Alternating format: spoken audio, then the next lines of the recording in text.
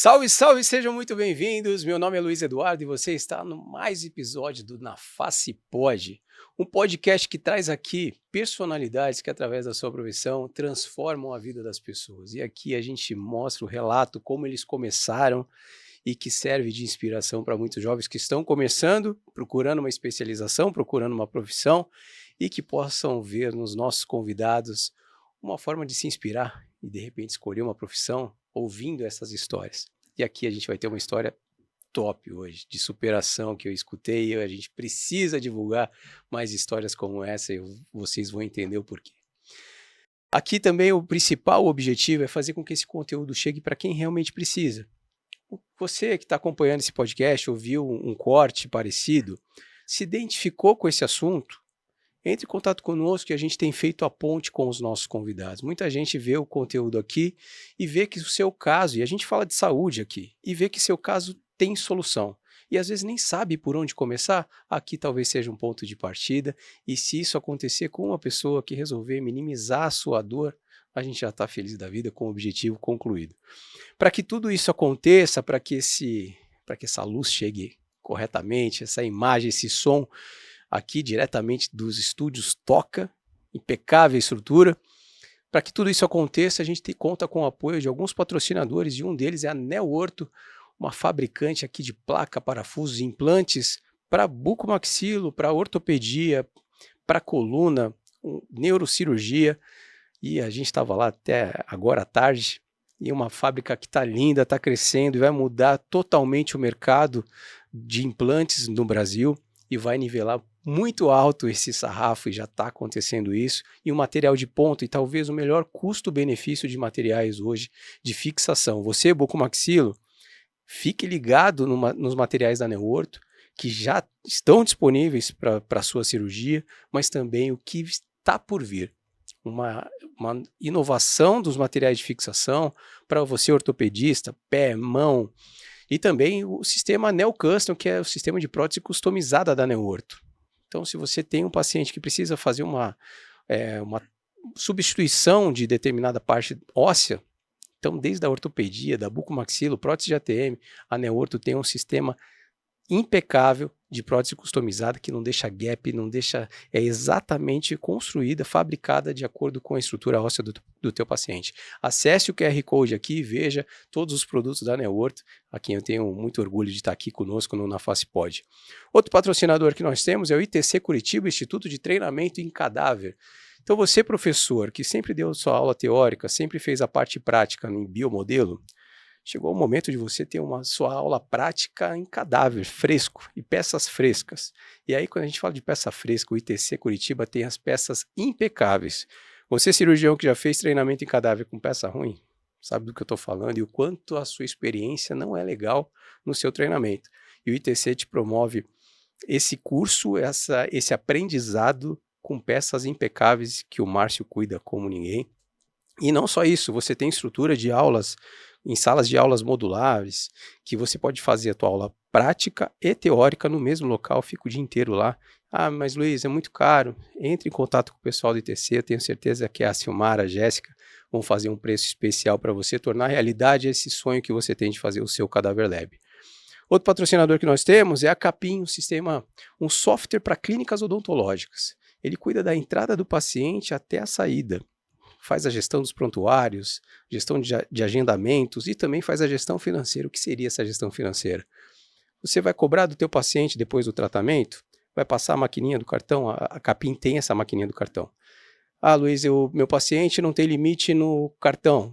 A Capim financia o tratamento para o teu paciente em até 21 parcelas e você, dentista, recebe em um dia útil o valor. Então é um sistema muito legal que a sua secretária vai agradecer, porque é um sistema muito prático e fácil de utilização e ainda viabiliza o tratamento para o teu paciente. Você que é o nosso telespectador, que acompanha na Face Pod, tiver interesse, acesse o QR Code que está no canto da sua tela e você vai ver que você vai ter 50% de desconto na obtenção desse sistema. Um sistema top para a sua clínica e para o seu consultório.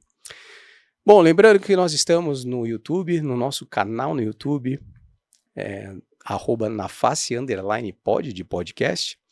Estamos no Spotify e também na TV aberta para todo o Rio Grande do Sul, todas as quintas-feiras a partir de meio-dia. Certo, Zé?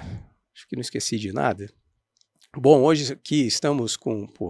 hoje ele passou o dia diretamente de Londrina. A gente fez... Sabe quando o artista vem para a cidade, que precisa ir em todos os lugares, dar entrevista, e visita um lugar, visita outra reunião. Hoje foi assim, dia cheio, mas a gente conseguiu segurar o homem aqui para a gente saber da história dele. E que história de superação que eu soube, e a gente vai detalhar para que você possa se inspirar também. É mais um monstro da bucomaxilo. Casos complexos tem de monte, e a gente vai saber da história do monstro da bucomaxilo, que eu acompanho há algum tempo, e eu tenho a honra de receber aqui o Dr. Marcos Guscuma. Seja muito bem-vindo, obrigado por aceitar o convite, obrigado pelo seu tempo. Luiz, eu que agradeço pelo convite. Para mim, é sempre uma honra ter a sua companhia, o seu bate-papo, aquela conversa sempre muito descontraída. Então, muito obrigado por estar aqui hoje. É com muito prazer que a gente vem e reafirmando, né? A gente teve um dia com uma agenda lotada, né? Então, tivemos na Neorto ali, onde a gente pôde conhecer a estrutura que eles estão fazendo ali, né? Em prol de qualidade para os nossos procedimentos, enfim, para os nossos tratamentos e para os nossos pacientes, né? Então, realmente eu fiquei bastante animado e feliz com essa possibilidade de contar com esse tipo de material. Impressiona a fábrica, né? Muito impressionante, né? A estrutura que eles estão montando, o tamanho e o tipo da organização que eles estão fazendo, realmente só pode trazer materiais de qualidade. Legal. Que bom. Foi corrido, foi intenso o dia hoje, não acabou. Não acabou ainda. Mas agora é a parte boa para relaxar. Sim. E eu quero, a gente conversou muito o dia todo hoje, e já sei de boa parte da tua história, por te acompanhar há bastante tempo. Sim. E coisas que a gente conversa que a gente acaba não conversando no dia a dia. Exato. Você nasceu em Londrina? De onde que você é? Eu sou do Paraná, mas não nasci em Londrina. Eu nasci no interior do Paraná, numa cidade chamada Cambará. Cambará. Cidade pequenininha, próximo da divisa com São Paulo. Mas de lá eu saí ainda criança, com 2, 3 anos, né? E já fui para Londrina. E é onde eu estou até hoje. Não saí de lá mais. Você tem os seus irmãos, que são 2 irmãos? Isso, eu sou o irmão mais velho de 3, né? De nós 3 ali. Eu sou o mais velho. Um dos meus irmãos está aqui em Curitiba, a outra está em São Paulo. E acabou que eu fiquei em Londrina com os meus pais. E vai visitar o irmão agora que está aqui. Agora aproveitar um pouquinho, né? Agora toda vez que visitar o irmão, você vai ter que gravar um episódio do podcast. Já aprendi o caminho. Tá fácil agora. Quando você estava... Bom, você fez o teu ensino médio, o teu ensino fundamental, tudo em Londrina. Isso, tudo em Londrina. Teus amigos daquela época, tem contato com algum deles ainda? Tenho. Nossa, a gente lembra muito dos amigos da infância e adolescência, né? Temos ali os grupos de WhatsApp, onde a gente não consegue responder todas, interagir muito com tudo ali, mas a gente vira e mexe e fala com eles, encontra de vez em quando, né? Então eu tenho bastante contato ainda com os amigos desde a infância ali. E é muito bom, né? A gente encontrar e dar risada, né? Relembrar das histórias. Se encontram ainda? De vez em quando a gente encontra. Que legal. É raro isso, né? É raro. Mas é muito bom, né? Quando a gente pode se encontrar. Algum seguiu a mesma carreira, a mesma profissão? Não, eu fui o único que se tornou dentista, cirurgião. É mesmo. A gente vai entrar na tua especialidade, mas a gente estava conversando hoje na hora do almoço. Sim. E eu tive uma grata surpresa sobre a sua história. Uhum. Você, na tua adolescência, foi da adolescência que você foi para o Japão. Como que foi essa história? É interessante, né, a gente contar um pouquinho da história, porque eu tenho uma experiência de 15 anos de professor da graduação de odontologia, né? De 15 anos na graduação, mas já com 26 anos de formado. E hoje os alunos, né, muito jovens, né, e eles chegam para a gente, às vezes enxergando o que a gente faz hoje, né, e eles falam que eu não tenho cara de ser muito velho, eles acham que eu sou meio novo ainda, não sou não, né? Mas eles ficam falando, nossa professor, eu queria fazer as mesmas coisas, como é que é isso, né, como é que faz para fazer isso? Eu falei, olha, são 26 anos, né? Quando você nasceu, eu já arrancava dente, né? A gente brinca, né? Mas desde a adolescência, né? Eu sempre tive vamos dizer assim, uma vida um pouco restrita, né? Nunca tive muitas facilidades, então a gente teve que correr um pouco atrás, né? Então o que eu gosto de dizer para os meus alunos é isso, sabe? Vocês vão se formar ainda, vocês estão ainda na graduação, vocês vão se formar e vocês vão percorrer um caminho, né? E nada que o tempo não traga, né? Com persistência, com treinamento, com dedicação, o tempo vai trazer. Então hoje a gente já caminhando aí para 26, 27 anos aí de profissão, a gente começa a colher os frutos, né, de um caminho trilhado, vamos dizer assim, na direção correta, né, com alguns princípios, não fugindo desses princípios e tentando sempre fazer o melhor dentro do nosso dia a dia ali para o nosso paciente. Você fala, depois de 26 anos, começar a colher, né? Porque isso também, quem está começando, quem está indo para o mercado de trabalho agora, querendo um resultado imediato, e eu não estou falando nem só no odonto, qualquer Exatamente. coisa que você for fazer, qualquer projeto, ele tem um tempo de maturação e você teve esse, né? Isso. E não foi fácil o teu começo. Não foi. Eu falei até que você foi para o Japão. Isso, você comentou da minha ida ao Japão, e sim, eu fui ao Japão quando eu tinha 14 anos, né? Eu comentei que a minha infância, financeiramente, a nossa família não tinha facilidades, né? Então chegou uma época da nossa vida em que o meu pai e a minha mãe decidiram ir ao Japão, né? Porque eles precisavam resolver a parte financeira da nossa família. Então existiam dificuldades, né? A gente sempre estudando em escolas públicas, né? Mas pensando lá na frente, a gente queria fazer um curso, né, de graduação, enfim, em que profissional que a gente queria ser. Então, pensando nisso, meu pai e minha mãe decidiram ir para o Japão, né? E nessa fase eu tinha 12 anos, né? Então eles foram e deixaram nós, os 3 filhos, com a minha avó, né? E aí a minha avó, que estimulou tudo isso, porque era uma batalhadora também, né? Então ela estimulou tudo isso e falou: vocês vão para o Japão porque vocês precisam resolver isso, né? Os filhos vão precisar estudar, né? E como que eles vão estudar, né? E como que eles vão passar no vestibular? Então ela estimulou, minha mãe e meu pai criaram a coragem, foram e deixaram nós 3 filhos com a minha avó, que fez o papel de mãe e de pai, né, durante 2 anos, né? E nisso, 2 anos se passaram, eles conseguiram ter um recurso ali para a gente adquirir uma casa própria, que até então a gente não tinha, né?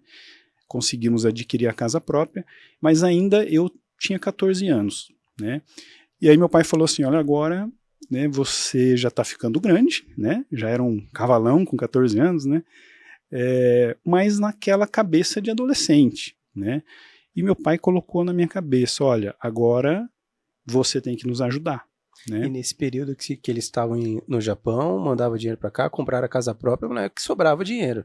Não é que sobrava, né? Conseguiram juntar, fazer todo o sacrifício para conseguir juntar e comprar, após 2 anos, uma casa, né? Que eles vivem até hoje nessa casa. E aí, nessa volta deles, né, eles falaram assim: agora é sua vez, né, de colaborar, que eu era o mais velho, né, de colaborar com a nossa economia aqui. Então você precisa estudar também, né? Então agora você vai junto comigo, com meu pai, e minha mãe ia ficar com os outros irmãos, né? E agora você volta comigo para o Japão e você fica lá 1 ano trabalhando, consegue um dinheiro para que você possa bancar os seus estudos, né? Porque eu não sabia ainda que curso que eu ia fazer, não tinha noção ainda, mas qualquer curso que você for fazer, você vai precisar estudar para poder passar no vestibular, e a gente queria te colocar numa escola particular para poder estudar e realmente ter competitividade num vestibular, né? E eu, na cabeça de adolescente, fui, né? Um pouco a contragosto, concordo. Não queria ir. Não queria ir, porque a vida estava um pouco boa aqui, sabe? Então, boa no sentido assim, de não ter muita responsabilidade ainda, né? Mas eu fui, né? Nunca fui tão rebelde assim, então eu fui e trabalhei, né? Dos 14 aos 15 anos, eu trabalhei no Japão numa fábrica de peças de motor de carro. Então você imagina, né? Às vezes a gente vê uns meninos de 14 anos e fala, nossa, hoje a gente fica pensando, né? Nessa idade eu já estava, era um metalúrgico. Já estava com calo na mão. Calo na mão. Porque era uma fábrica onde fundia o metal, o alumínio, fazia as peças na fundição e essas peças eu precisava fazer o acabamento. Então, era um setor que eu trabalhava, de acabamento. Então a gente fazia o quê? Tirava rebarbas dessa peça, os pedaços que sobravam, depois fazia um alisamento, lixava essas peças, né? E isso até trouxe, né? Eu não sei se por isso que eu virei dentista depois, porque eu trabalhava com motorzinho. Esse motorzinho tinha uma broca. Então acho que já era alguma coisa me falando, né? Que eu tinha que ser dentista. Só que eu trabalhava assim, era das 8 às 8, mais ou menos, né? De segunda a sábado. E isso no final desse 1 ano que eu fiquei trabalhando lá, eu fiquei com uma mão meio dura, assim, sabe? Porque o que acontecia? Eu ficava o dia inteiro com esse motor lixando as peças, né?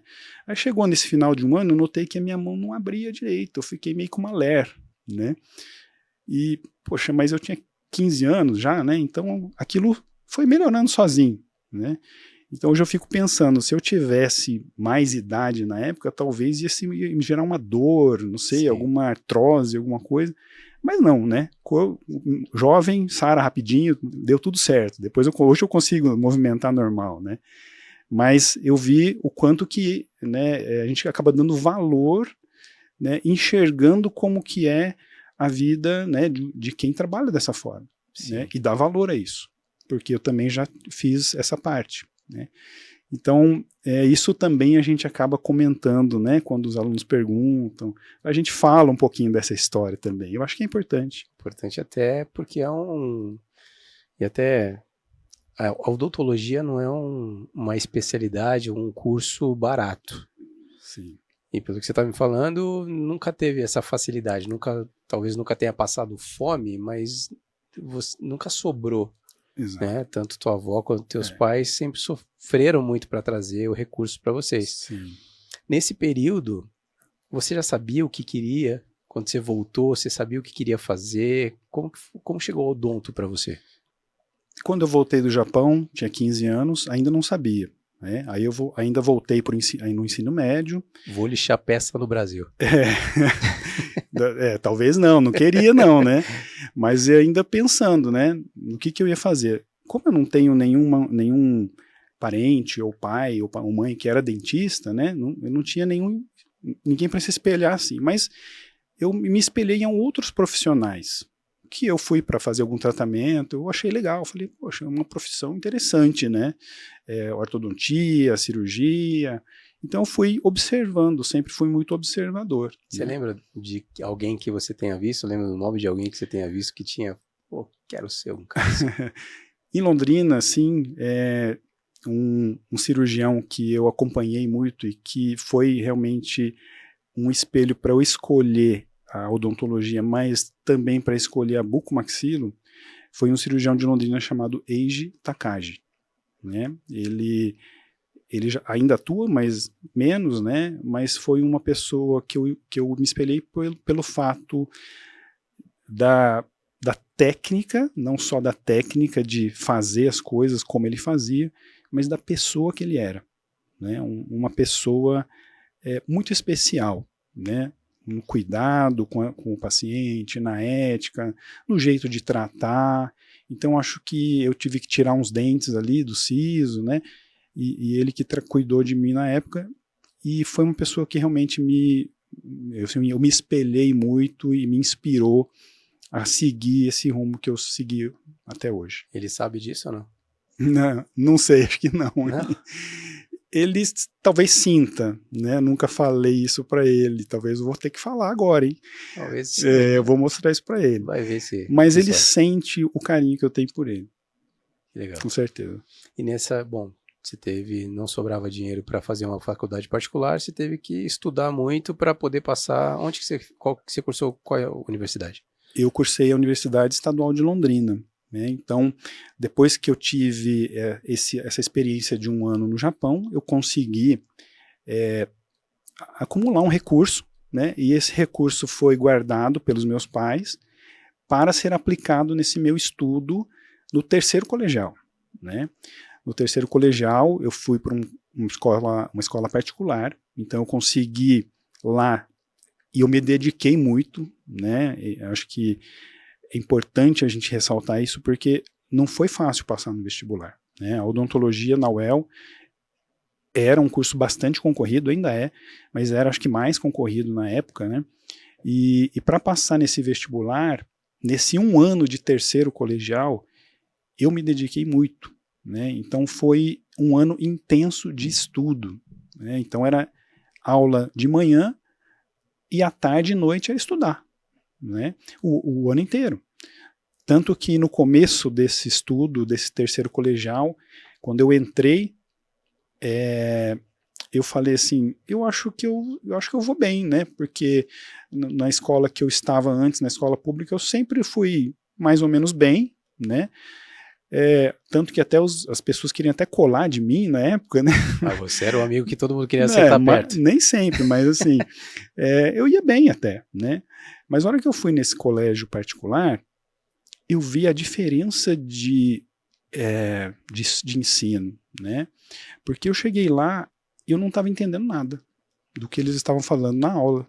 Enquanto que eu via que todo mundo ao meu lado estava acompanhando a aula. Porque o professor falava e eles respondiam. E eu não estava entendendo o que era aquilo, né? Falei, gente, eu não vou passar em nada desse jeito, né? E foi aí, então, logo nos primeiros dias de aula que eu falei, eu vou ter que estudar, né?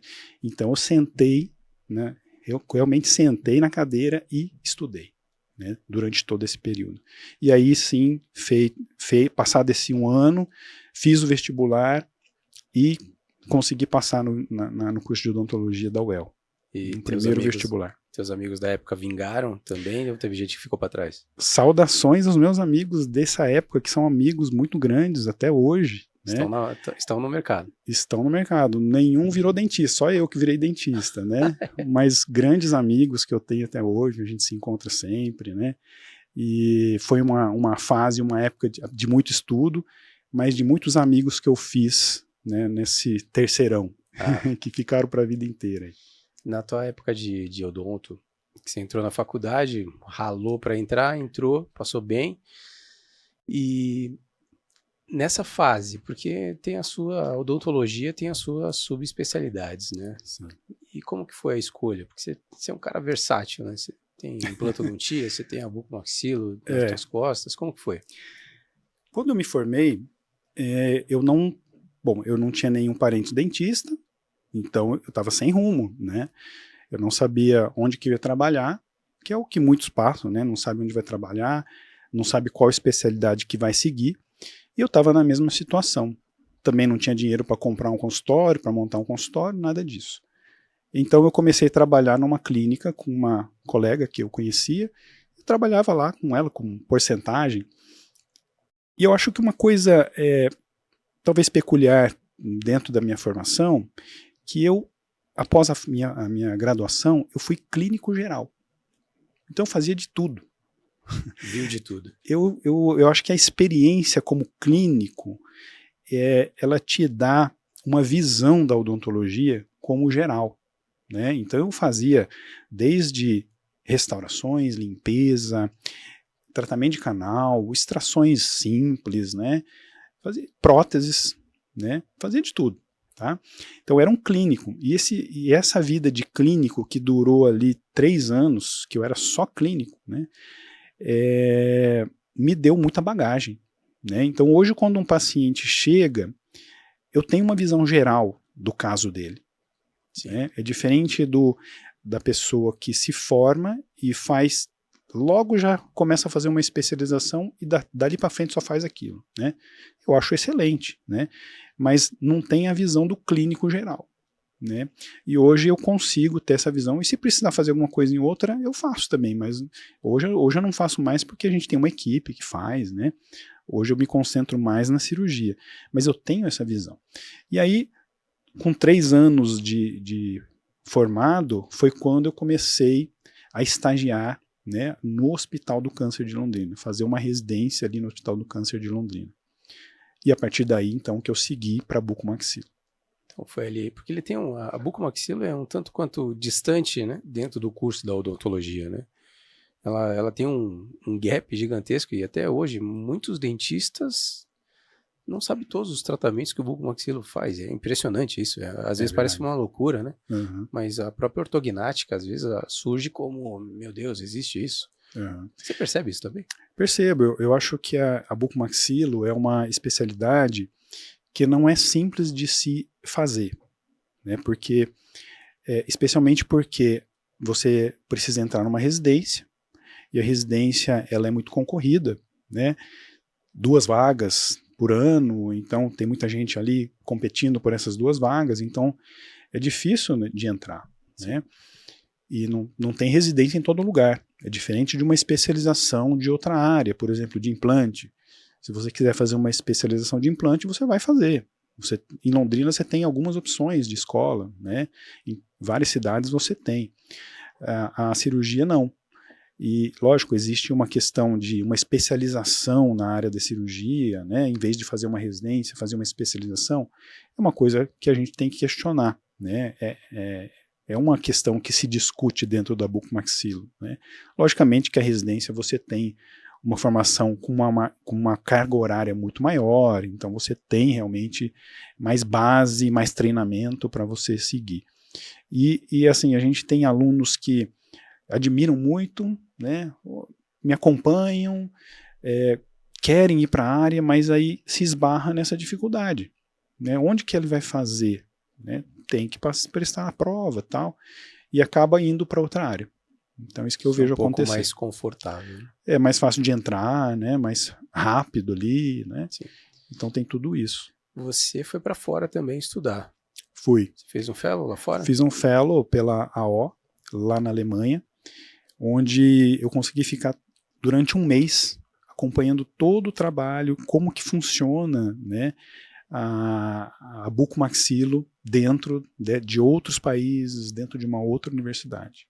E como que é a especialidade lá? Porque eu já tive a honra de ter muita gente grande como você aqui sentado e quando fala da especialidade lá fora, que fala que os bucomaxilos aqui no Brasil, eles são melhores. Uhum. Você acha que é pela falta de recurso que muitas vezes tem aqui, ou pelas dificuldades que realmente tem, que torna vocês mais aptos a improvisar ou resolver problemas que lá talvez seja mais fácil de resolver? Uhum. Lá eu acho que eles têm algumas vantagens, né, em relação à estrutura e equipamentos, mas eu acho que a formação do bucomaxilo aqui é muito mais intensa, né? Desde o curso de odontologia, que você trabalha só em boca, né, fazendo tudo dentro da boca, acostumando a trabalhar dentro da boca, e depois os 3 anos ali da residência, né, onde você opera somente, né, a cavidade bucal e a face, né? Então eu acho que isso, além e somado com a característica do brasileiro, né, de saber se virar, né, dar um jeito aqui e dar alternativas para problemas que você encontra durante um procedimento, já é uma característica do brasileiro, já que a gente vê o europeu é muito mais assim, né?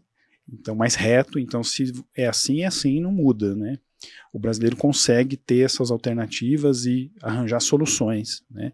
O que torna os tratamentos melhores. Então acho que essas características é que diferenciam, e realmente eu também acho que o cirurgião brasileiro se destaca em relação ao mundo. Você chegou a sofrer com falta de estrutura na tua formação ou na tua profissão? Com falta de estrutura? Porque sempre tem aquelas lendas de falar assim, tive que perfurar com uma furadeira Bosch, porque não tinha. Sempre tem alguém que fez isso. Você chegou a passar por isso ou foi mais tranquilo? Muito pouco, né? Eu acho que a minha formação foi muito dentro do Hospital do Câncer, e a gente atendia e atende muito SUS, né? Então a gente tem uma limitação de instrumental, uma limitação de equipamentos, e a gente vai fazendo do jeito que a gente consegue, né? Isso também nos traz aí essas qualidades, essa né? bagagem. Essa bagagem. Das especialidades que você tem hoje, com o bucomaxilo, com o implante, o que você acha mais complexo hoje dentro da sua especialidade de cirurgia mais complexa? Olha, todas são, né? Todas têm as suas peculiaridades, né? As reconstruções faciais, né? O paciente que perdeu muita estrutura, eu digo isso porque para mim é uma realidade, né? Trabalhar com pacientes mutilados, então eu vejo ainda mais pacientes oncológicos, né? Que você tem uma alteração de tecidos, tanto de tecido ósseo quanto de tecido mole. Esses tecidos não têm a mesma capacidade de regeneração de um paciente normal, né? Então essas reconstruções, para mim, são sempre um desafio. As reconstruções que precisam das próteses, né? Hoje a gente, né, visitou a fábrica da NeoOrtho lá, e as próteses, especialmente para grandes estruturas, né, uma perda de ATM, uma grande ressecção de mandíbula, para mim também são desafios, porque uma coisa é você colocar um paciente que perdeu metade da mandíbula, uma coisa é você colocar um contorno para a face do paciente, e você faz isso com uma prótese ali, fazendo um contorno, devolve um pouco a estética. A outra coisa é você devolver o dente, né? A gente até estava discutindo isso. E as próteses que já vêm com apoio ali para você colocar o dente, é uma opção? Mas tem riscos grandes, né? Porque a gente tem que pensar a longo prazo. E se esse paciente infeccionar essa região ali, perder toda a prótese, vai ter que fazer tudo de novo, ou vai tirar e vai deixar sem, né? Então, para mim, essas duas áreas são uma rotina e um grande desafio para mim. E você está no Hospital do Câncer de Londrina e você lida com muitos pacientes que precisam dessa reconstrução. Você vê de tudo lá, né? Um paciente difícil de conduzir pela estrutura óssea desse paciente, pelo prognóstico, muitas vezes. Como que é a qualidade do osso de um paciente que foi submetido a um tratamento quimioterápico, por exemplo? A conduta é a mesma? Tecido fibrosado? Como que funciona? Esse paciente, especialmente aqueles que sofreram o tratamento de radioterapia da face, né, os tecidos mudam muito. Então ele fibrosa, ele perde vascularização, e aí na hora que você vai tentar reconstruir, a cicatrização não é a mesma. Então o risco de você fazer uma enxertia de um osso, pode pegar um osso da fíbula, por exemplo, e você querer reconstruir uma mandíbula, existe um risco muito grande de ter uma necrose. Você acaba perdendo tudo isso, porque a radioterapia agiu, foi necessária para curar aquele tumor que existia, mas ela deixou sequelas, né? E essas sequelas tornam a reconstrução mais difícil. E o tecido mole, porque a partir do momento que vocês fazem incisão, que seja para o paciente, para as pessoas leigas que estão acompanhando, quando você abriu, fez o corte para abrir a cirurgia, às vezes você vai fazer a reconstrução, vai fechar, você precisa de tecido para fechar. Esse tecido fibrosado, como que você encontra tecido para poder fechar a cirurgia novamente, e muitas vezes com uma placa lá de reconstrução? Sim. Dentro da boca, vamos dizer assim, é a nossa área principal de trabalho.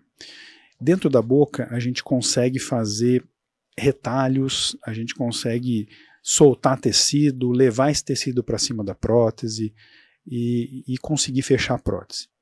Quando a gente fala de áreas extrabucais, né, então se a gente precisa pegar um retalho cervical e jogar esse retalho cervical para cima da mandíbula, geralmente a gente trabalha com cirurgião plástico e a gente trabalha em conjunto, né? Então a gente faz o nosso trabalho na boca e o cirurgião entra para fazer retalho, para fazer incisões, de forma que a gente está rodando o retalho para fechar a abertura que foi feita na cirurgia. né? Então, é muito comum a gente trabalhar em conjunto. Ortopedia, cirurgia plástica, cabeça e pescoço e bucomaxilo. É uma equipe É uma equipe. multidisciplinar. E em nosso hospital a gente tem tudo isso, né? Aliás, saudações a todos, né? Os cirurgiões do Hospital do Câncer de Londrina que compõem a equipe de bucomaxilo e as outras equipes afins. Bom, falei que até que você é da sua versatilidade, e até um assunto que às vezes a gente acaba optando por falar bastante da ortognática, que eu vou te perguntar também sobre, mas a gente acaba esquecendo de falar um pouco da retirada de siso, né? Sim. E que muitos subestimam a retirada de siso, achando que é só uma extração de siso, e é uma bucha tirar o siso, né? Ele pode ser muito fácil, mas ele pode complicar. Que momento, agora falando para o paciente que está nos vendo, que momento que é a hora de tirar? Quando doeu, te procura, ou mesmo antes dessa inflamação chegar, já precisa procurar por vocês para retirada? Sim. O paciente, todas as pessoas, desde a sua infância, precisam estar sendo acompanhadas por um profissional.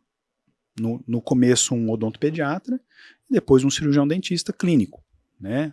Então, ninguém está livre disso, todo mundo tem que ser acompanhado por alguém, por um profissional, né?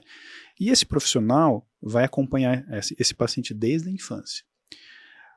Um dos exames mais importantes, em algumas etapas, né, da nossa vida, são as radiografias, né? Inclusive uma radiografia que a gente tem uma visão geral, que é a radiografia panorâmica. Então, esse profissional, ele vai acompanhando esse paciente, vai vendo a formação, o crescimento, a formação dos dentes, e em um determinado momento, lá dos 14 anos para frente, né, é que a gente vai começar a prestar atenção nesses dentes que estão se formando, que é o dente do siso. Esse dente do siso, hoje o que a gente vê, né, é que a maioria dos pacientes não tem espaço para esse dente nascer, de forma que ele ganhe a função mastigatória, né? Então, o dente ele fica torto, ou ele não nasce, ou ele começa a doer, né? Então, por isso, né, na maioria dos casos, a gente indica a extração desses dentes do siso para, às vezes, fazer uma correção ortodôntica. O paciente tem uma maloclusão e precisa fazer uma correção ortodôntica e os dentes do siso estão atrapalhando, estão no caminho ali e precisa ser removido. Às vezes porque ele começa a causar infecções e dor, né? E às vezes porque ele pode causar também lesões, ou seja, imagina um dente que está lá dentro do osso e esse dente tem um potencial de formar lesões do tipo cisto ou alguns tumores. E esses cistos e esses tumores, eles podem, apesar de benignos, né, eles podem se tornar lesões importantes pelo tamanho. Eles começam a crescer, geralmente de forma assintomática, começam a crescer e a hora que o paciente vê, já está grande. Tem que operar no hospital, né, virou um cisto grande, começou a movimentar, empurrar dentes ou estruturas anatômicas, né? Então, para prevenir tudo isso, a gente muitas vezes indica a extração, né, antes de acontecer qualquer coisa. Quando está apresentando algum tipo de comprometimento em toda a arcada dentária, é possível que seja devido a algum surgimento de algum cisto? Pode ser. Isso já liga o alerta. Já liga o alerta. Por isso que é importante o acompanhamento, né? Então não é somente chegar lá com 18 anos e fazer um raio-x. Não, antes disso ele já tem que estar sendo acompanhado por um dentista clínico, né? Tá. E quando o dentista identificar que ele tem o siso e que ele não sabe se precisa extrair ou não, indica para um cirurgião, aí sim a gente vai avaliar essa necessidade da extração. Tá, perfeito. Tá? Bom, agora falando da bucomaxilo e falando da ortognática especificamente.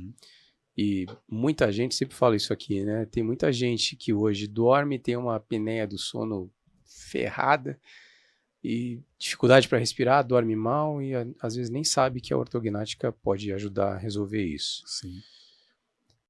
Além dessa dificuldade para dormir, quais outros comprometimentos que essa apneia do sono pode acarretar no paciente? Entre outras outros problemas na saúde do paciente. Sim. Recentemente eu encontrei um paciente que eu operei, ortognática, e ele exatamente tinha essa queixa, né, da apneia grave do sono. E aí, após a cirurgia, foi impressionante a melhora respiratória que ele teve e a resolução da apneia do sono. Então, realmente, o avanço bimaxilar, o avanço da maxila, juntamente com o avanço da mandíbula, abre o espaço da via aérea, né, na região bucal e atrás da língua, para que o ar passe durante o sono e durante o relaxamento. E realmente tem um efeito impressionante na apneia do sono. Além disso, né, o que mais a apneia pode causar, né, especialmente problemas cardiovasculares. Porque imagina o quanto que o sistema cardiovascular vai ficar sofrendo, vai ficar sendo esforçado, quando o paciente tem 30 apneias, 20 apneias por hora. Tem caso de 30 apneias por hora? Por hora, durante o sono. Então é muita coisa, né? É muita falta de oxigênio e o sistema cardiovascular forçando, e isso pode levar realmente a consequências mais graves. E tem muito paciente que vai lá e coloca um CPAP da vida aí para ir postergando um problema. O CPAP resolve? Ele resolve em muitos casos, né? E às vezes a gente vê pacientes já mais de 50 anos, 60 anos que começa a ter problemas. Talvez não seja o caso de uma ortognática. Se um CPAP realmente resolver, eu acho que se o paciente se adaptou àquilo, né, está conseguindo usar e conseguiu resolver a apneia, ok. Mas né? Dormir com um trambolho na cara ali. E engraçado que tem paciente que acostuma com aquilo. Prefere, né? E talvez, né, até que idade a gente vai operar uma ortognática para resolver isso, né? Então tem que ser pesado também, né? E talvez, qual idade seria? Talvez a indicação seja ali no jovem, né, nos 20 aos 30, 40 anos, mas não tem uma idade, né, que a gente pode, até tal idade. Depende muito da qualidade sistêmica do paciente, como é que ele está, como é que é a atividade de vida dele, comorbidades. Então não é só a idade que tem que ser medida, eu acho que é o conjunto, né, para a gente poder decidir se é um paciente que é candidato a uma ortognática ou não. Mas assim, operar pacientes de 50, 60 anos, a gente considera até comum, né, para ortognática.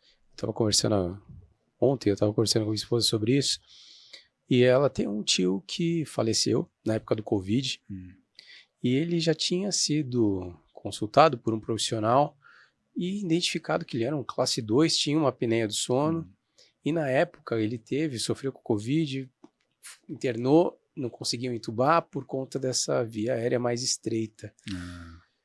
Você chegou a ver isso na época do Covid, de pacientes com esse comprometimento, que não tinha área para entubar? Isso pode ser também um problema? Casos assim eu não cheguei a ver não, Luiz, não cheguei a ter essa experiência não, mas com certeza, né, quanto mais classe 2, quanto menos mento o paciente tem, eu acredito que a intubação vai ser dificultada, né, e aí numa emergência, numa situação mais difícil, aí o risco aumenta, né, com certeza. É bom olhar, né? Acho que vocês lidam com... Tem paciente que tem muito medo da cirurgia ortognática por ver um monte de vídeo de ortognática que não é mais a mesma ortognática, né? Não é, né? Hoje, assim, o paciente chega no consultório assustado, porque ele vai pesquisar, né? Hoje a gente pode dizer que a cirurgia ortognática é outra, né? Com a técnica minimamente invasiva, a gente tem cirurgia mais rápida, com muito menos edema e muito menos pós-operatório, porque quando incha menos, desincha mais rápido. A dor é muito controlada, né? Logicamente que é uma cirurgia que precisa de repouso, que precisa de cuidados, né, específicos, né? Mas não é a mesma cirurgia, porque a cirurgia que a gente aprendeu e que via antes, né, aquela foto linda, né, que a gente gostava de fazer a foto quando a gente abre tudo, afasta tudo e aí você tira aquela foto mostrando toda a osteotomia, todas as placas. Hoje não consegue fazer mais isso. Sim. Porque quem faz a cirurgia enxerga um pouco e enxerga através de túneis.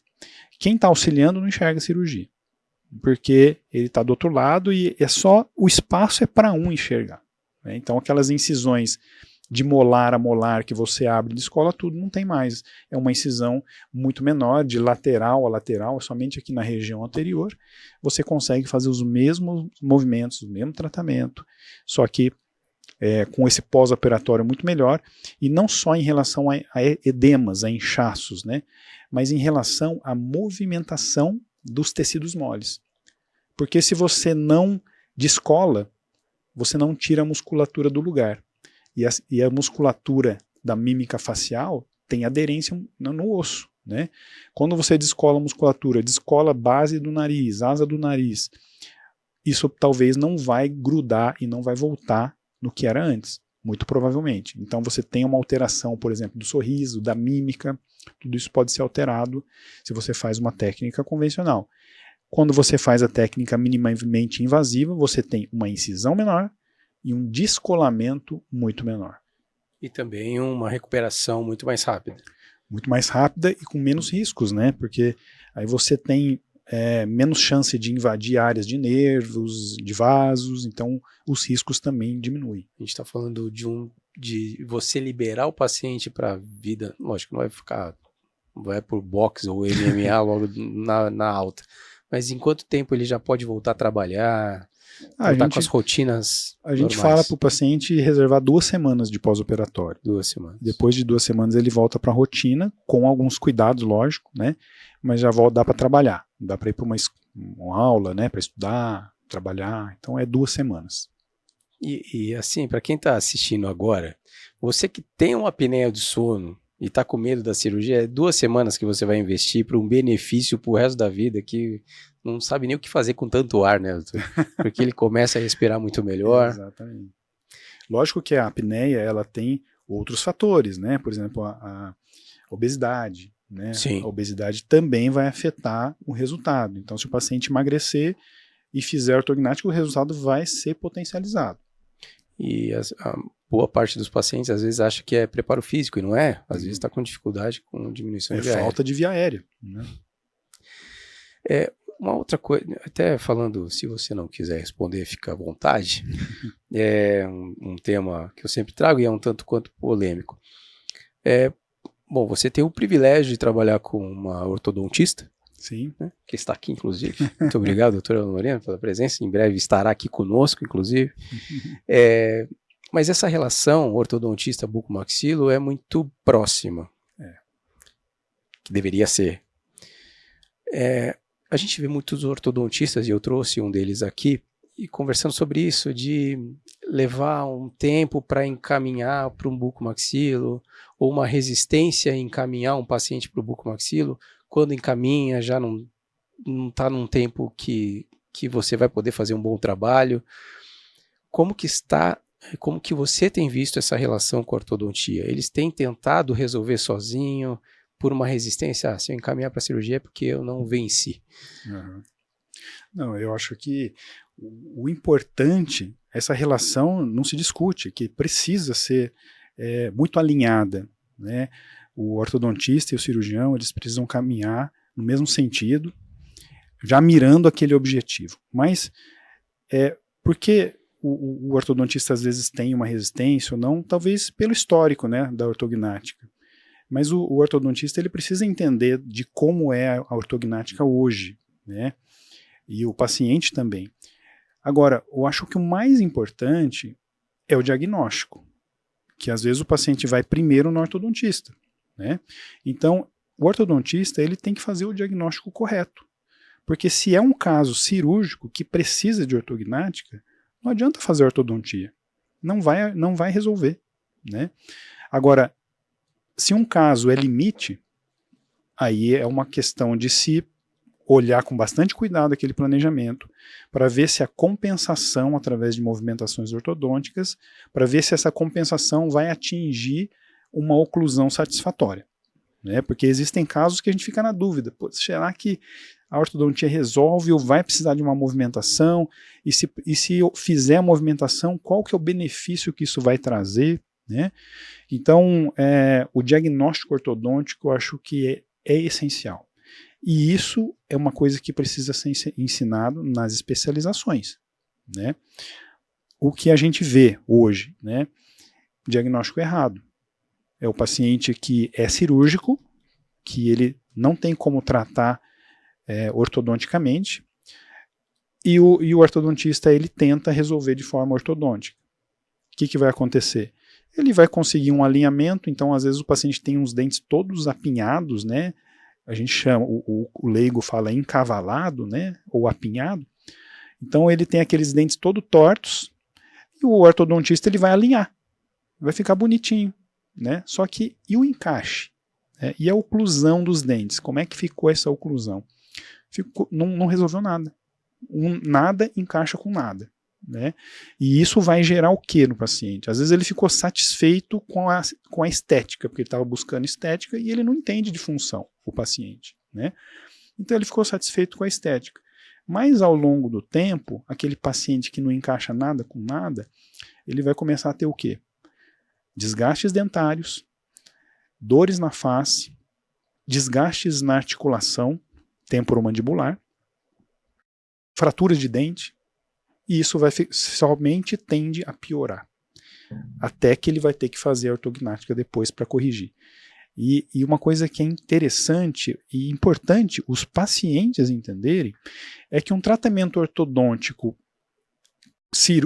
para uma cirurgia, né, que vai fazer uma ortognática, ele caminha para um lado. E o tratamento ortodôntico sem cirurgia ortognática caminha para o outro lado. Então são tratamentos totalmente diferentes. Então não adianta o paciente achar assim, olha, eu vou fazer ortodontia, porque aí vou tentar. Vou me livrar da cirurgia. Se não resolver, aí eu faço a cirurgia. Não é assim. Porque se ele viu que não resolveu e vai ter que fazer a cirurgia, ele vai ter que fazer toda a movimentação contrária do dente de novo para conseguir preparar para uma cirurgia. Né? E tudo isso tem um custo biológico. Toda vez que você movimenta dente, a raiz desse dente sofre. Né? Então a raiz que era comprida, ela vai ficando curta, porque vai tendo uma reabsorção dessa raiz. É natural isso. Né? Mas, lógico que movimentos ortodônticos mais suaves, mais cuidadosos, tendem a ter um custo biológico menor, uma reabsorção menor. E movimentos mais bruscos, mais rápidos desse dente, tendem a trazer uma reabsorção maior. Né? Então, imagina, nunca vai ser bom você ficar mexendo o dente para lá, depois mexe o dente para cá, com ortodontia, com aparelho. Né? Isso vai ter problemas, né? Vai gerar problemas para o paciente. Você acha que tem, por falta de conhecimento, muitas vezes, talvez por essa distância que tem a bucomaxilo da odontologia, você acha ainda que tem muito ortodontista, e não falando da ortodontia como um todo, como uma especialidade, porque a gente sabe que tem muitos ortodontistas que indicam e encorajam o paciente para a cirurgia, mas você acha que muitos pacientes são desencorajados a operar pelo próprio ortodontista? Chega a esse ponto? Eu acho que tem. Eu acho que tem profissionais que encorajam e outros que desencorajam, né? Mas eu acho que não deveria ser assim. Eu acho que deveria ser a indicação, né? Se tem um diagnóstico que o seu caso é cirúrgico, é cirúrgico. Então vocês andam juntos com o ortodontista. Não é o que vai perder o paciente para vocês, né? Nós temos que andar juntos, né? E sempre, eu acho que o objetivo que a gente tem que mirar tem que ser o mesmo, né? E qual que é o objetivo?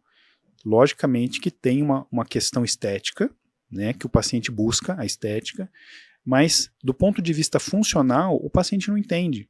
Ele sabe como que ele quer ficar o rosto dele, né? Mas a função dos dentes, o encaixe, que é a oclusão, que a gente chama, a oclusão dentária, é o objetivo. A oclusão ideal é o objetivo, que tem que ser o objetivo do cirurgião e também do ortodontista. Perfeito, perfeito. Em breve traremos a doutora Moreno para falar também sobre o lado da ortodontia, sim, que é, talvez os dois juntos ia ser sensacional para falar dessa troca. Mais um tema polêmico, porque, Zé, a vantagem de a gente estar ao vivo é que não tem como fugir da pergunta, né? Estamos ao vivo, inclusive, tá? Se você não conseguir assistir, ou se você falar, tem o Dr. Guscuma tá lá ao vivo, terça-feira que vem, às 7h15, o episódio completo estará no ar. Falando por essa busca intensa da parte estética.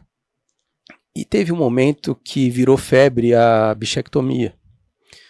E todo mundo começou a fazer bichectomia, e sem muitos critérios, e às vezes sem saber as complicações que poderia dar.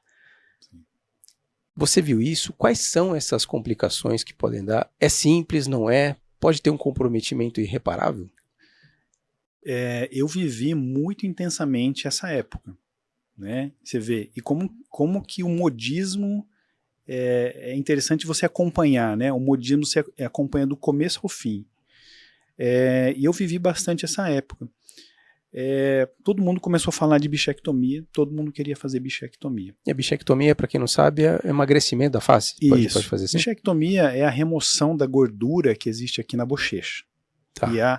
E a busca pela bichectomia é para você ficar com o rosto mais fino, ficar com aquelas covinhas aqui, né? Só que o que a gente precisa entender é a característica facial do paciente.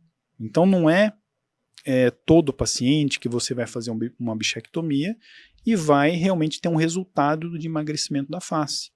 Porque essa gordura ela está localizada ali na bochecha, só que existe uma gordura, né, subcutânea, né, que ela pode estar em excesso na obesidade e tal, e ela vai mascarar totalmente o efeito de remoção de uma gordura da bochecha. Então, por que todo mundo quis fazer e hoje ninguém fala mais em bichectomia? Porque eles foram vendo que o resultado não aparecia, né? Somente em algumas pacientes, porque já tinha um perfil uma face mais longa, mais magrinha e tal, e aí você tira a gordura, aparece uma diferença, né? Então foi sumindo um pouquinho, e hoje não se fala mais, hoje entrou ali a estética da harmonização, cirurgias estéticas, e lógico que é uma coisa muito mais completa para se trazer o resultado, né? Agora, a bichectomia é simples? Para um cirurgião experiente é simples, né? O que a gente pegou nessa fase aí foram as complicações. Chegou para você? Chegou. Porque o dentista que não tem a experiência da bucomaxilo, né, ele tem que fazer uma incisão na bochecha para chegar nessa gordura, né? Só que a bochecha é muito rica em vasos, nervos, é muito rica na região de glândulas ali, onde tem a parótida, né? Então, você não pode entrar na bochecha passando lâmina. Você até pode passar a lâmina superficialmente, mas depois você tem que entrar e encontrar essa gordura sem incisão, somente com divulsão. Divulsão é a gente fazer assim nos tecidos, ó. Você vai afastando. Então você entra com uma tesourinha fechada e abre. Entra mais um pouquinho e abre. E assim você vai afastando os tecidos sem cortar, sem causar hemorragias, e aí você chega na gordura e tira, né? O que a gente viu foi uma falta de experiência cirúrgica. Então o dentista chegava, cortava, ia cortando e aí causava sangramentos. Então o paciente começava a ter um hematoma na face. E aí o paciente chegava desse tamanho, roxo, né? E aí a gente tinha que lidar com as complicações, que é muito mais difícil, né? Você resolver uma complicação. Se tem uma hemorragia, você tem que reabordar, muitas vezes com uma anestesia geral, porque como é que você vai mexer numa bochecha que dá desse tamanho, você não consegue nem anestesiar mais, né? E com uma anestesia local, não dá. Então você tem que levar o paciente para um centro cirúrgico, anestesia geral, para você vasculhar essa área, achar a região que está sangrando, para você fazer uma hemostasia, parar esse sangramento, e depois realmente fazer uma sutura ali e resolver o problema. Lógico que até esse inchaço, até esse hematoma voltar ao normal, vai um mês aí pelo menos, né? Então, foi um modismo, né? Existem indicações. Hoje, a gente só faz bichectomia quando o paciente tem um problema de morder muito a bochecha, por exemplo, né? O paciente morde a bochecha e aí a gente tira essa gordura, emagrece um pouquinho essa bochecha, ele para de morder. Então essa é uma indicação. E a outra indicação é a gente utilizar essa gordura para algum tratamento cirúrgico. Por exemplo, um paciente que tem ali uma comunicação bucosinusal, uma comunicação da boca com o seio maxilar. Isso acontece às vezes, por exemplo, numa extração do siso. É uma complicação. Extraiu o siso, teve uma fratura óssea ali na região e comunicou, ou seja, tudo que está na boca consegue chegar no seio maxilar. E fica essa abertura. E como essa região é próxima dessa gordura, às vezes a gente utiliza essa gordura para fechar, rotacionando ela, levando ela para a região dessa abertura e suturando ela lá. Então ela ajuda em algumas situações, né? Então não tem uma indicação de ficar fazendo bichectomia para emagrecer o rosto, eu acho que não. Casos selecionados, né? É melhor emagrecer naturalmente, ou como o jarro da vida, do que tirar a gordura. Eu acho que isso daí seria um refinamento, né? Depois que você já atingir um nível de gordura aceitável, né? Tá tudo certo, agora eu quero emagrecer um pouquinho mais ali, talvez seja o caso de você fazer, mas é um refinamento ali da estética, não é a primeira coisa que deve ser feita. Só perguntar sobre esse procedimento que você falou, sobre a comunicação e usar a gordura de bichar. A gordura, ela fica por ali ou ela ajuda no tratamento porque a gordura de bichar é riquíssima em célula-tronco? Ela ajuda na cicatrização ou ela vai ficar ali como um tecido, como um PRF da vida? O que acontece? Nas comunicações grandes, onde você tem uma abertura grande ali, você tem uma dificuldade de fechar. Por quê? Porque a hora que você girar um retalho ou rodar um retalho para cima daquela área que está aberta, todo o seu retalho vai ficar suspenso numa área que não tem nada. Tem ar, né? Porque tem um buraco ali. Né? Então você vai girar esse retalho, vai jogar ele para onde você precisa, mas ele vai ficar ali e vai ficar no ar. O que vai acontecer? Esse retalho que está no ar, ele está sem vascularização vindo de baixo para alimentar ele, para nutrir de sangue. Né? Se você pega essa gordura e coloca como uma base de baixo, e você gira o retalho por cima disso, o que vai acontecer? O seu retalho vai ficar em cima de uma área vascularizada. Então a chance de ter uma nutrição desse retalho aumenta muito e, consequentemente, diminui a chance de uma necrose desse retalho. Porque o grande risco é você jogar esse retalho por cima e ele necrosar. E você perder tudo que você fez. Então, nas aberturas grandes, ela ajuda por causa da nutrição. Tem as células-tronco também, mas é mais a questão da nutrição. E você tem uma base para você jogar o seu retalho em cima. Perfeito. A didática sempre absurda sua, né? Deixa eu falar, a cirurgia para você talvez onde você gosta de estar. Centro cirúrgico para vocês, o paciente chega tremendo de medo, vocês estão se divertindo lá. A gente gosta do que faz, né? Porque a gente tem aquela busca intensa pela excelência no resultado, né? Então a gente está sempre trabalhando para ter o melhor resultado possível na maioria dos casos. Nós, cirurgiões, teremos sempre problemas. Não existe cirurgião que não tem problema, que não tem complicação, porque isso é do procedimento, né? Tem pacientes, cada um com a sua característica, cada um com a sua dificuldade, mas complicações vão existir, né? Agora, o que a gente quer é ter o menor índice de complicações e o maior índice de resultados. Essa é a nossa busca, né? E por isso que torna-se divertido, no bom sentido, né? Divertido a gente estar no centro cirúrgico, porque a gente gosta daquilo que a gente está fazendo, que a gente planejou com tanto carinho ali, com tanta dedicação aquele caso, que chega lá a gente está concentrado e discutindo com o cirurgião que vai nos ajudar, com o anestesista, né, com toda a equipe, e isso se torna muito bom. E a adrenalina de estar lá também ajuda? A adrenalina é sempre, né? 100%. Como que é a tua véspera de cirurgia? Você dorme tranquilo quando tem uma cirurgia no dia seguinte cedo? Eu durmo tranquilo, mas assim, muito concentrado, né? A gente procura ter uma vida mais regrada, porque pô, você vai para um procedimento cirúrgico complexo, você tem responsabilidades, né, sobre aquilo. Então, como é que você vai sem dormir? Né? Então eu procuro não fazer nada muito assim, extenso naquele dia, dormir um pouco mais cedo, eu não tenho nenhuma dificuldade para isso, consigo dormir bem, né? Só que concentrado. Mas por que concentrado? Porque já está tudo planejado. Você Né? sabe o que tem que não fazer. É o desespero de última hora, o que eu vou fazer, o que eu vou precisar, não.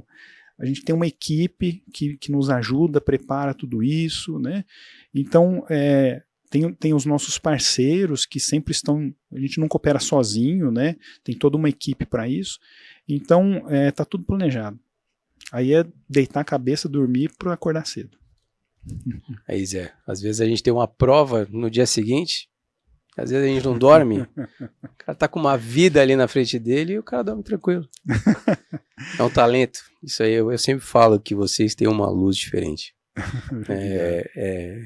Tem que tirar o chapéu, porque tem uma vida, tem uma família esperando lá de fora. Sim. Que tá nas suas mãos, né? Literalmente. Deixa eu te fazer uma pergunta também, que eu sempre trago isso, porque também é uma unanimidade, assim, dos teus colegas. A gente voltou lá atrás e você falou de como entrou, que você foi fazer estágio quando começou. E o mercado de trabalho não é fácil para quem está começando, né? Ainda mais hoje, um mercado quase que saturado, vamos dizer assim. A gente estava falando sobre isso na hora do almoço, né? Com muitos dentistas no mercado surgindo. E vocês se veem quando saem da faculdade, tecnicamente extremamente preparado, indo para fora fazer fellow, estudando o tempo todo, mas vocês se veem como um gestor de uma empresa. Quando você abriu a porta do consultório, você já está tendo despesa para pagar. Como que foi essa parte de gestão para você? A gente aprendeu na prática, né? Porque a gente não tem essa formação na universidade, que eu acho que é uma falha. Talvez eles estão iniciando, colocando isso na grade curricular, tal, mas ainda muito pouco, né? Então a gente aprendeu muito na prática, estudando e tendo apoios de outros profissionais, contratando, né, consultorias, e aprendendo aos poucos. Mas assim, o que vai realmente fazer isso ficar viável, o seu consultório ficar viável, é o paciente entrando, né? É o paciente chegando. Isso é uma coisa que não tem muito, não existe milagre para isso, né? Como é que, quando eu abri o meu consultório, hoje eu estou com 26 anos de formado e o consultório que eu estou hoje faz 15 anos que eu abri, a Maxilo, né? Confesso que eu fiquei bastante preocupado. Será que eu vou dar conta? Né? Será que eu vou dar conta de pagar conta? Você tem que pagar conta. Tem que pagar conta, né? E na época eu ainda fazia alguma coisa de clínica geral, né? Uma prótese, né? Não era só cirurgia. Mas assim, todo esse medo, né? Essa preocupação, né? Ela me fez fazer estratégias, me fez pensar em estratégias para que aquilo desse certo. E qual que é a estratégia? Né? Bom, eu estou em Londrina, o meu paciente naquela época era de Londrina, hoje a gente atende pacientes de muitas cidades, mas meu paciente naquela época era dali, de Londrina. E como que eu faria para esse paciente chegar ali? Né? E eu que eu já estava com a especialidade de cirurgia, eu queria focar nessa cirurgia e tal, eu falei, a estratégia é eu ter relacionamentos. Com quem? Com os nossos colegas dentistas, né? Então, assim, uma coisa que ajudou foi eu ser de Londrina já desde criança, né? Desde os 3 anos eu estou em Londrina. Então, isso é uma coisa que facilita porque você acaba conhecendo muita gente. Depois disso, é você ter relacionamentos, né? Ter uma rede de relacionamentos dentro da odontologia. Ou seja, você tem que conhecer os dentistas e os dentistas têm que te conhecer. Só que isso é um trabalho de médio prazo, né? Não é uma coisa assim que você vai ficar visitando os dentistas, entregando um cartãozinho, ó, eu faço isso, agenda paciente para mim, encaminha para mim, né? Não é assim, né? Sim. Então, a minha estratégia foi fazer isso de forma muito natural. Como? Participando de entidades de classe, por exemplo, qual é a entidade de classe que representa os dentistas na nossa região? Associação Odontológica do Norte do Paraná, que é uma entidade que está fazendo 80 anos hoje. A OMP. A OMP, né?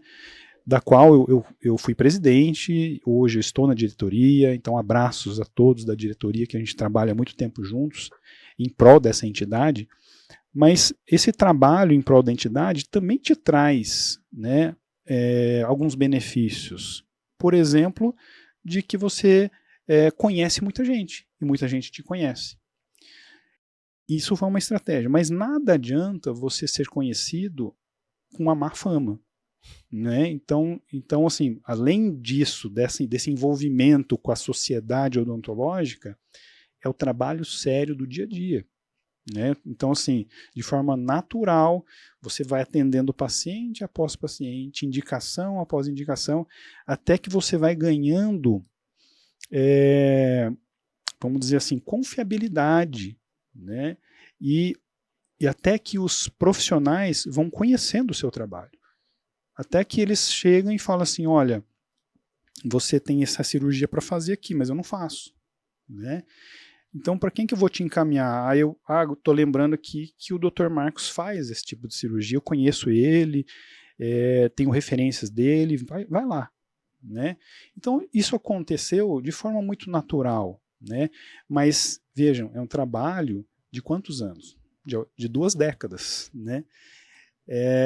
Isso eu falo para os meus alunos, vocês têm que fincar o pé num lugar e não sair mais, porque você vai começar uma rede de relacionamentos naquela cidade, naquela região, porque se eu mudar para Curitiba hoje, eu não tenho essa rede, né? Então eu vou começar do zero, a minha estratégia. Só que eu não sei se eu tenho tanto tempo assim para isso, mas, né? Então, assim, eu acho que é isso, né? É você conhecer, né, os colaboradores da sua rede ali, né, e fazer todo esse network. Perfeito. E é uma baita dica para quem está começando agora, né? Sim. Que se você já pegou um mercado difícil na tua época, o pessoal que está chegando agora vai pegar ainda mais difícil, né? Exato. E assim, eu sempre falo para os alunos, olha, hoje eu considero que os meus clientes são os próprios dentistas, né? Porque os meus pacientes que eu atendo são pacientes de outros colegas. Eles vêm para fazer uma cirurgia pontual e volta para o dentista dele. Então ele vem, extrai um dente do siso e volta para continuar o acompanhamento com o dentista que ele vai sempre, né? Então é muito importante, né, esse relacionamento que a gente tem aí. Perfeito. Bom, tua carreira é extremamente sólida, 26 anos aí de carreira, não é um dia, 2. Professor, forma muitos alunos, recuperou muitas faces, devolveu qualidade de vida para muitos pacientes, inúmeros, né? Continua fazendo isso com maestria, uma didática impecável, uma oratória, que eu reparo muito nisso, uma oratória impecável. E, bom, você falou da sua avó, que ela faleceu com 91 anos, ela chegou a ver o tamanho que você se tornou na especialidade, o tamanho do profissional que você se tornou? Ela viu enquanto viva quando eu terminei o doutorado. Eu fiz questão que ela fosse, né, na minha defesa de doutorado, que com certeza ela não entendeu nada do que eu falei na minha tese lá, né, mas ela estava lá. Né, e esse momento de defesa ali, eu acho que foi, para mim, muito especial a presença dela. Com certeza ela está vendo lá de longe, né, ela está vendo tudo isso, e a gente, né, sente também isso daí, né? Então foi e sempre será um exemplo, né, de coragem que ela teve aí, porque ela foi essencial para que a minha família chegasse onde chegou, né, os meus irmãos, eu e meus pais também. Então são nesses exemplos que a gente tem que se pautar né, para poder chegar onde a gente precisa, né? E eu sempre digo para os alunos também, às vezes eles ficam sempre comentando, né, mas o que a gente precisa fazer para ter um sucesso, né? E isso foi até tema de uma aula que eu dei, né, lá em Londrina, como chegar a um sucesso, mais ou menos essa foi a ideia do evento. E eu sempre falo o seguinte, o sucesso, o segredo do sucesso é o equilíbrio, porque nós não somos só profissionais, né? Nós somos pessoas, então é muito difícil você ter um equilíbrio em tudo, né? Aí eu falo assim, sabe aquele show, aquele espetáculo do equilibrador de pratos? Que o cara tem lá 10 pratos que ele tem que equilibrar. Tem que rodar. Ele tem que rodar aqui, tem que rodar aqui. A hora que aqui está parando, ele tem que voltar, né? Então, a nossa vida é assim. Enquanto você tem que cuidar da vida profissional, você também tem que cuidar da vida pessoal, da sua família, dos seus filhos, da esposa, da saúde, né? Então, tem muitos pratos para girar nesse nosso equilíbrio. E isso não é fácil, né? Sim. Mas quanto mais equilíbrio a gente conseguir durante a nossa vida, eu acho que é mais a chance da gente estar indo para o lado do sucesso ali. Muitos pratinhos para rodar e que você continue rodando com essa maestria, sim, como tem feito nesses 26 anos. Obrigado. Doutor, sem palavras para te agradecer pelo dia de hoje, pelo seu tempo, por estar aqui, por dividir a sua história, a sua experiência conosco, e que você possa continuar salvando muitas vidas, reconstruindo muitas faces, reconstruindo vidas, trazendo qualidade de vida para os seus pacientes, e que a sua história possa servir para inspirar, e eu tenho certeza que vai inspirar muitos jovens que nos assistem hoje, a gente encontra com eles nos congressos, e eu tenho certeza que essa luta, essa vontade, essa fome de chegar como você teve, possa inspirar muitos jovens que estão aí hoje. Muito obrigado. Obrigado, eu que te agradeço. A casa está sempre aberta para vocês e a gente vai ter muitos encontros ainda. Estaremos aqui, com certeza. Muito obrigado. Muito obrigado. Muito bem. Para você que ficou até agora, muito obrigado. Não se esqueça de se inscrever no nosso canal no YouTube. Sigam lá, acompanhem os cortes que estão lá, um melhor que o outro. Tem muita história aqui. Assim como o Dr. Guscuma trouxe a história dele, a gente tem outras histórias ali, vários cortes. Encaminhe. Se você vê um corte e conheça alguma pessoa que possa se identificar com o dente do siso, com uma dor na TM, com a apneia do sono, encaminhe. Você pode encorajar alguém a procurar uma ajuda e resolver um problema de muitos anos e que vai poder melhorar a qualidade de vida dessas pessoas, e a gente está aqui para isso. E se você precisar, a gente está aqui também para fazer a ponte com o Dr. Marcos Guscuma aqui. Se você é de Londrina, da região, ou se você gostou tanto a ponto de viajar para Londrina para ter a sua cirurgia com ele, a gente vai estar aqui também para fazer essa ponte entre os nossos convidados e o Dr. Marcos Guscuma também e você. Agradeço mais uma vez a Neorto que está conosco, o ITC Curitiba, Capim, agradeço também a Ortofácil, um sistema logístico para cirurgias bucomaxilo. Você cirurgião bucomaxilo, neurocirurgião, cirurgia plástica otorrino, não quer se preocupar com nada na sua cirurgia, quer levar só o teu carimbo? Pode deixar que a Ortofácil cuida do resto, com uma equipe sempre muito bem preparada, com uma estrutura de cirurgia impecável. E o nosso outro apoiador aqui, o Não Complica, um portal de cursos e treinamentos para você, cirurgião que tem a sua secretária, quer treinar, tornar um atendimento mais humanizado, mais comercial e tornar um atendimento melhor para o seu paciente. O Não Complica tem um portal que treina a sua equipe e também a gente vai ter outros temas ali técnicos para aumentar o seu portfólio no seu consultório. Implantes definitivos, retirada de dentro do siso, análise facial, a parte jurídica do teu consultório. Você precisa abrir o teu consultório, não sabe por onde começar? Vai ter um curso especialmente lá no Não Complica para isso. Muito obrigado, Zé. Obrigado pelo apoio aí. Obrigado, Cleverson, que está nos bastidores ali nos escutando. A gente se vê no próximo episódio. Fiquem bem, fiquem em paz e até lá.